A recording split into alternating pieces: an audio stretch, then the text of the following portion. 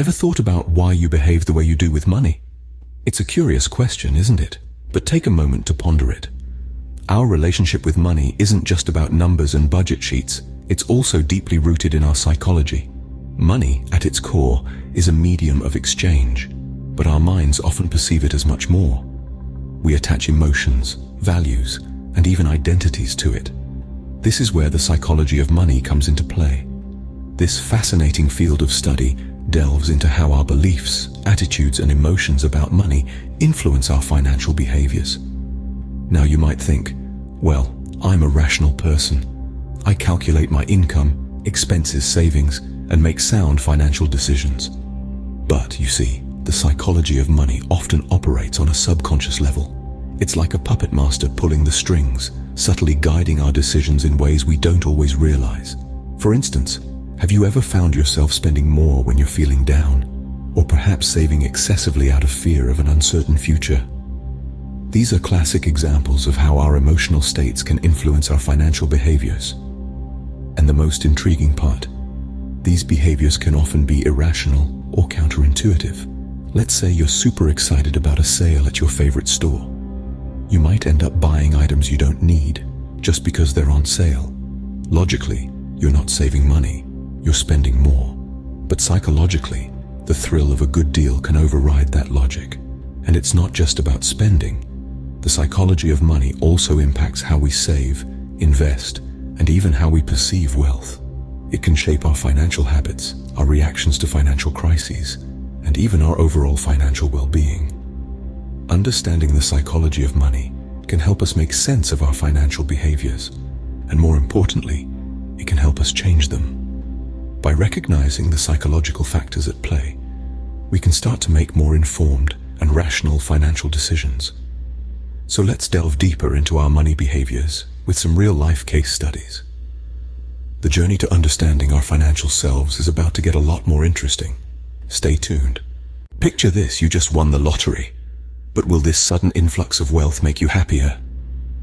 Now let's dive into the fascinating world of lottery winners. You might think it's all sunshine and rainbows, but the reality often tells a different story. In many instances, lottery winners find themselves at crossroads they never anticipated. They often face a paradox of plenty, where their newfound wealth doesn't necessarily translate into increased happiness. In fact, some winners have even found themselves in more dire straits after winning the lottery than before. But why is this so? Well, it all comes down to a psychological concept known as hedonic adaptation. This theory explains how we, as humans, quickly adjust to new circumstances, whether good or bad. We're remarkably resilient, and we tend to return to a relatively stable level of happiness despite major positive or negative events in our lives. When someone wins the lottery, they're initially ecstatic. Their happiness levels skyrocket. But over time, as they adjust to their new wealth, the exciting feeling of being a millionaire begins to wane. It becomes their new normal. And as they adapt, their expectations and desires also inflate, often leading to dissatisfaction and unhappiness. Moreover, managing a large sum of money isn't as easy as it sounds. Many lottery winners find themselves in financial distress due to poor money management, lavish spending, or falling victim to scams. The lack of financial literacy, or the sudden change in their financial status, can put them on a path to bankruptcy. So just imagine, one day, you're celebrating your lottery win, and the next, you're grappling with financial woes and an unexpected existential crisis. It's a stark contrast to the joyous celebrations and dreams of a carefree life that we usually associate with winning the lottery, isn't it? This case study shows us that more money doesn't always guarantee more happiness. It's a complex relationship, intertwined with our psychology, expectations, and adaptability. So, the next time you buy a lottery ticket, remember, the win might just be the beginning of a new set of challenges. Scene script. Are you a saver or a spender? How does this affect your overall happiness and financial stability? Let's delve into the fascinating world of frugality and spendthrift.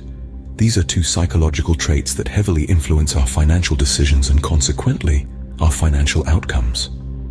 On one end of the spectrum, we have the frugal individuals. They are the masters of thrift, the champions of penny pinching. They find joy in living within their means, in stashing away money for a rainy day, in resisting the temptation of reckless spending. A real-life example of this trait is Warren Buffett, one of the world's wealthiest individuals, renowned for his modest lifestyle, despite his enormous wealth. On the other end of the spectrum, we have the spendthrifts. These individuals derive pleasure from the act of spending, often to the point of extravagance. They are the ones who live in the moment, who believe in enjoying their money while they can. A notable example is Mike Tyson, the legendary boxer who squandered his fortune on extravagant purchases, only to end up in financial ruin. Both these traits present their own unique challenges. Frugality can sometimes lead to excessive self-denial, while spendthrift can lead to financial disaster. A crucial concept that comes into play here is the delay of gratification. It's the ability to resist the temptation for an immediate reward and wait for a more valuable reward in the future. This concept is the cornerstone of financial decision-making. The marshmallow test, a famous psychological experiment, demonstrated that children who could delay gratification ended up with better life outcomes, including financial stability. Frugal individuals often excel at delaying gratification. They understand the value of saving today for a secure tomorrow. Spendthrifts, on the other hand, struggle with this concept. They give in to the lure of immediate gratification, often at the cost of long-term financial stability. Clearly, our spending habits and attitudes towards savings can significantly impact our financial well-being. It's not so much about being a spender or a saver, but more about finding a balance that allows us to enjoy the present while also preparing for the future. A balance that leads to financial stability and overall happiness. Have you ever held off on an investment due to the fear of loss?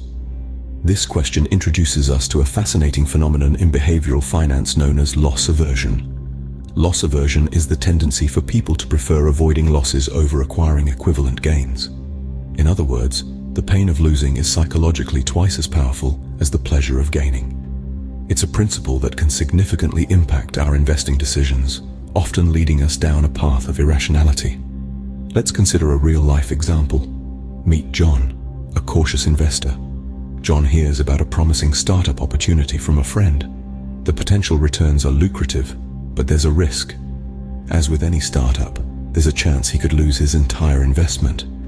Despite the chance of high returns, John is consumed by the fear of potential loss. He decides to hold off, letting the opportunity slip through his fingers. Now, let's look at another scenario. Sarah has invested in a company whose stocks have begun to plummet. Even though market experts advise that the dip is temporary, Sarah's fear of further loss prompts her to sell her stocks prematurely, at a loss. In both instances, the fear of loss prevailed over rational decision-making, leading to missed opportunities and actual losses. John missed out on a potentially profitable investment, while Sarah sold her stocks without giving them a chance to recover. Loss aversion is not necessarily a bad thing. It can act as a protective shield, preventing us from making reckless decisions. However, it becomes a problem when it paralyzes us, preventing us from making decisions that could lead to growth. The key is to understand that investing will always involve some degree of risk. It's about finding a balance between caution and opportunity, about making informed decisions rather than being led by fear. So the next time you find yourself hesitating to make an investment, remember John and Sarah. Understand that the fear of loss is a psychological response, one that you can overcome with knowledge and rational thinking. It's evident that our psychological aversion to loss can heavily influence our investing decisions. But with the right approach, we can turn this aversion into an asset, not an obstacle. So, what can we learn from the psychology of money? Well, it's clear from our discussion that our relationship with money is more than just dollars and cents. It's a complex interplay of emotions, beliefs, and behaviors that shape our financial decisions. We delved into the paradox of wealth and happiness, and it's intriguing to see how sudden windfalls, like winning the lottery, don't necessarily equate to long-term contentment. We saw how psychological factors, such as the sudden shift in lifestyle and the pressures of newfound wealth, can lead to stress and poor financial decisions. Then, we turned our eyes to the contrasting behaviors of the frugal and the spendthrift. We learned that our spending and saving habits are influenced by a myriad of factors, including our upbringing, values, and personal experiences. It's not simply about being stingy or extravagant, but rather about understanding our financial habits and making conscious choices that align with our goals and values. Our third case study illuminated the fear of loss in investing. We discovered that loss aversion, the tendency to prefer avoiding losses over acquiring equivalent gains, can heavily influence our investing decisions, sometimes to our detriment. It's crucial to strike a balance, to not let fear paralyze us, but instead, use it as a guide to make informed and rational decisions. In conclusion, the psychology of money is a fascinating subject that reveals much about human nature and behavior. It underscores the importance of self-awareness and understanding in managing our finances effectively. But let's not forget, while money is a tool that can provide comfort and security, it's not the sole determinant of happiness or success. At the end of the day, it's about finding satisfaction in the simple joys of life, nurturing meaningful relationships, and pursuing passions that enrich our lives. Understanding the psychology behind our money habits can be a powerful tool in making better financial decisions. Remember, it's not always about how much money you have, but how you manage it.